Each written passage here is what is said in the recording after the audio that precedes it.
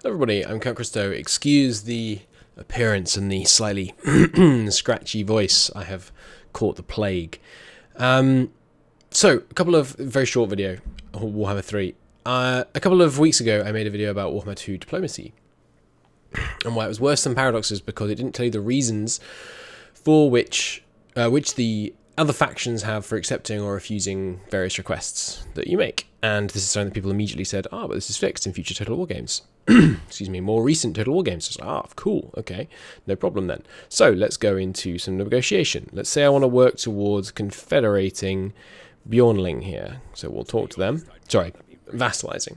Okay, so we can see the reasons. It's minus 34. Okay, that's helpful. That's very cool to know. At least we now do know whether they will or won't accept. However, let's take a look at some of these reasons. Baseline evaluation, relative faction strength, diplomatic prospects, and distance. Two of these make sense. Relative faction strength and distance. I know what those mean. Baseline evaluation. The hell does that mean? And then diplomatic prospects. The hell does that mean? They have added in a system where it tells you how they're making the decision, but they haven't told you what the aspects of the decision mean, and therefore you don't know how you can influence them, and therefore it's not really very much of an improvement. You at least don't have to trial and error your way to do various things, which is good, but these things should be much clearer. And you might think that baseline evaluation is just always the same. When you're trying to vassalize someone, it's 35, but that's not the case. If we talk to Exiles of Khorne, for example, it's 60. Maybe that's because they're a major faction. Let's try a different non-major faction. No, in this case it's 55.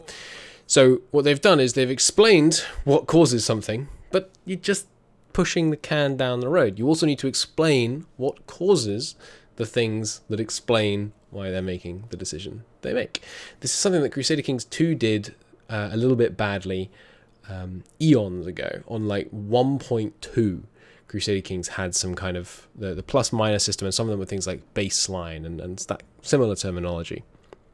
This is the kind of thing that you grow out of. But hey, they've only had it in the last 3 games, I think people pointed out, so maybe they're still getting the hang of it. Never say baseline evaluation. Explain what it means. So, for example, it could be, if it was always minus 35 for vassalization, for example, you should just say resistance to vassalization, minus 35, etc., etc. But you need to explain what specifically is causing something so that the player knows what's causing it and can therefore act to try and reduce it, to try and swing things in their favor. Another random little video from COVID sick Christo about UI. Thanks for listening, everybody, and I'll see you next time.